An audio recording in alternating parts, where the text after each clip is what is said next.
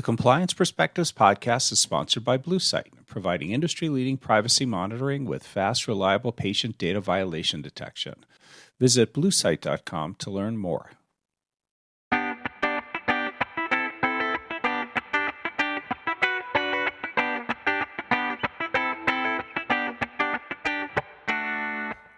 Welcome to the Compliance Perspectives podcast. I'm Adam Turtletaub from the Society of Corporate Compliance and Ethics and Healthcare Compliance Association.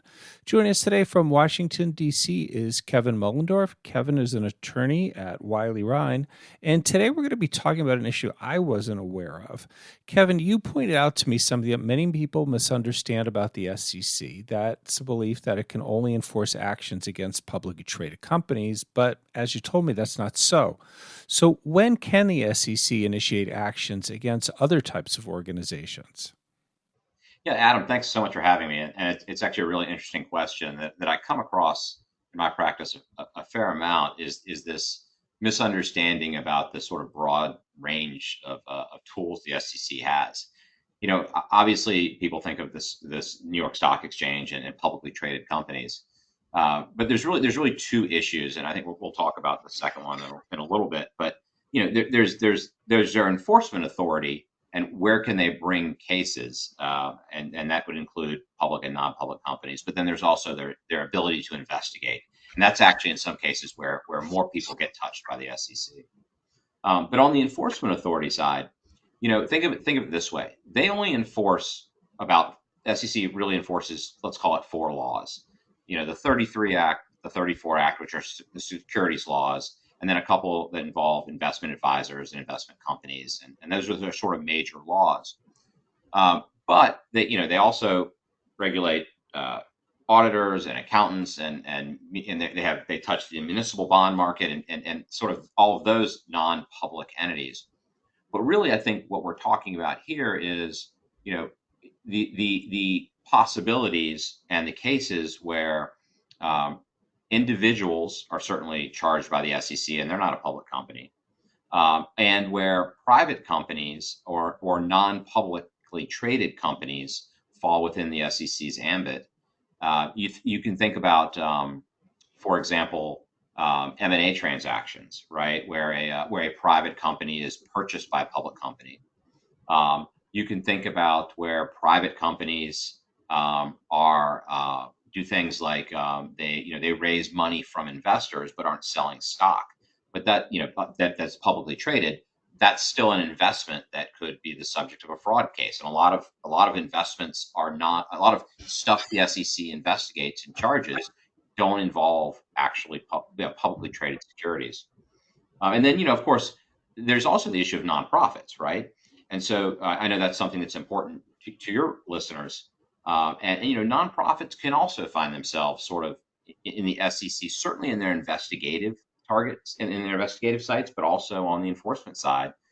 You think of, I think one of the more interesting concepts right now is in the insider trading field, something called shadow trading, where people are trading in the securities of a company that's not their company, but a different entity that's in the same market as they are. So, for example, if you were working at a hospital, right, a non-public, a not-for-profit hospital, and had drug information for drug tests, and then you traded in a similar drug, a publicly traded company, that would be an example where the SEC might get involved. So there's lots of ways the SEC can get involved, and their jurisdiction is just far broader than I think people really understand. You touched on the issue of accounting fraud. Is there one particular type of accounting fraud that tends to get the SEC's attention, or is it multiple kinds? Yeah, so there's a few things that have been really sort of hot right now. One is accounting fraud involving government contractors, and how they account for say change orders. There have been a couple cases like that recently. But one that's a perennial favorite of the SEC is sort of revenue recognition, things like channel stuffing, things like that, and also lying to auditors, which isn't really accounting fraud, but let's call it accounting fraud adjacent. And those are also areas where you could see privately held entities getting jammed up in an SEC investigation Because if you're let's say you're a privately held company that makes a part that goes into a publicly held company's products, and the sales are somehow the sales are being reported up through the public company's products, and you're helping the public company mislead their shareholders about the sales or something like that, you could get caught up in an SEC action.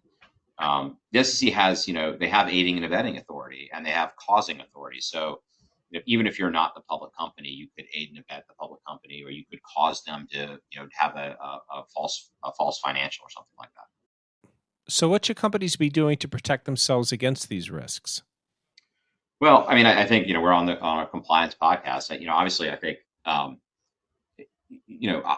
strong compliance program is where you really should start. We talk about the SEC and DOJ obviously talk a lot about tone at the top and things like that, but that really is a real thing for protecting yourself as an entity when the SEC does come knocking. Um, you know, I think people need to really understand and be abreast, keep abreast of the developments and where the SEC is going, because it's not just securities fraud, right? It's cyber issues, and it's environmental issues. I mean, a lot of this may change in the new administration with the new chairman. Um, but if you know kind of where the SEC's focused and what they're working on, and follow them, I think then you can tailor your compliance program to those risks. Um, there's a whole lot of cases now that are sort of following. Um, so I don't want to call them social issues, but issues that, and again, we don't know if these are going to be things that are the focus of the next SEC. But you think of AI washing and greenwashing, and so where companies can get themselves in trouble on these things is what we see is you see companies that are they're doing things like they have these flowery reports on their ESG, right? They often are saying these aspirational goals. We're going to do these 10 things to lower our carbon footprint, and that doesn't necessarily match what's in their public filings. And so that can be a securities fraud issue, both for public, for SEC enforcement actions, but also for public company, being sued by their shareholders. And to bring this back to where private companies can get caught up in that is if you're part of the chain of information that's going into these public company filings, I think there's some exposure there.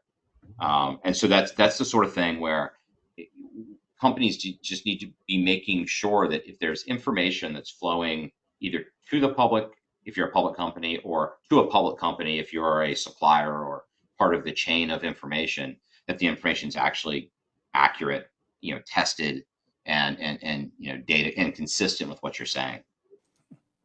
Now, are there any lessons from recent enforcement actions against private nonprofit organizations that our listeners should be aware of? Yeah, I mean, I think there's a few things. I know you've covered whistleblowers on some of your prior podcasts, so I won't spend a lot of time on that. But have that's of course part of having a good compliance program. Um, is having a good whistleblower program, and actually understanding how to deal with those folks, because if you read the SEC's enforcement reports, and DOJ's frankly too, you see that they are getting a lot. Certainly, the SEC is getting a ton of cases through their whistleblower program, and the ability to handle those properly and effectively and internally is one of the things that sort of helps us when we're representing entities. If you've dealt with them on the front end, they may not ever go to the government, but B, you are showing the government that you have a proper compliance program, that you take these things seriously. Your compliance program caught the issue, and all the things that we always talk about.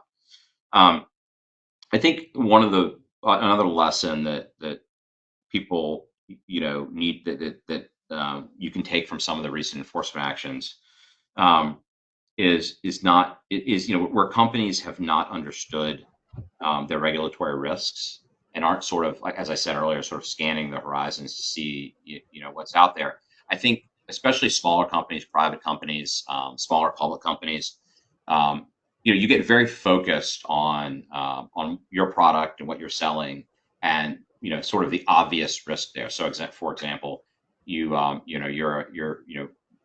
a public company that sells one product, a drug or whatever it is. You might be very focused on the FDA and not as focused as you should be on the SEC, and sort of recognizing where your risks are so you can properly deal with them. And following on that is, we talk about the SEC, doing all these cases, but the parallel investigations landscape right now is where I think a lot of companies have also, I think, unfortunately, learned a hard lesson. Is it's not just the SEC that's looking at you. Sometimes behind them, it's the Department of Justice or the CFTC or some of these other, the financial regulators, like OCC. Um, what's worked well in these cases, and what's a good lesson um, from these cases is, where if you look at the resolutions that have come out of some of the cases recently, where companies have done very well with the SEC, and this was sort of highlighted in their 2024 report, was, where the companies had, um, either adequate, the good sort of compliance programs that caught things, or they quickly remediated, and they were able to get lower penalties from the SEC, or no penalty in some case, if they, the whole thing of self-reporting and remediating, and doing the risk assessment and testing their programs. Those are the sort of things that, at least in the SEC's eyes, are deserving of a much lower penalty, if any penalty at all. Um, and then I think one thing that I've seen that also I think is sort of interesting, is both for individuals and entities, but with the SEC, is I think people forget about their insurance coverage in a lot of these cases. And as someone who practices on the defense side, and likes to get paid, I often have to remind clients, you need to check to see if you have a policy, either a D&O policy, or if you're or an insurance policy that covers an SEC investigation. When does that start? Is it with when you get a subpoena? Is it when you get a Wells notice from the SEC? Is it when you get sued? And does it cover the investigative costs? Are you hiring the lawyers that they'll pay for? And have you notified the company, the insurance carrier? And it can be a real benefit if you have that coverage and you tap it, and it can be a real problem if you don't do it right and you end up not having coverage you paid for. So I think all of those would apply to both private and non-profit organizations. And I mentioned sort of at the beginning, you asked me a question about SEC enforcement. Who do they bring actions against? But I won't say the vast majority, but there's a lot of cases that are investigated that involve a lot of people, and entities, where they're never a subject of an SEC investigation. They're never charged, right, publicly. They never settle, but they might spend $1 million defending an investigation. And so, the SEC's investigative authority is even broader than its ability to charge someone, because they can investigate basically out of official curiosity, right? If they think there might be evidence of a securities violation. And that's where I think a lot of sort of private companies and nonprofits will touch the SEC. It's not because they've committed a securities law violation, but they might be involved in, unwittingly even, in someone else's securities law violation or potential violation, and get a subpoena for testimony, get a subpoena for documents, and those are can be very expensive to navigate, especially for people who are unfamiliar with the process. Well, I count myself as one of the people who were unfamiliar with the process. So, Kevin, thank you for sharing these insights with us today. I want to thank all of you for taking the time to listen. I'm Adam Turtletop from SCCE and HCCA. I hope we're able to expand your compliance perspective.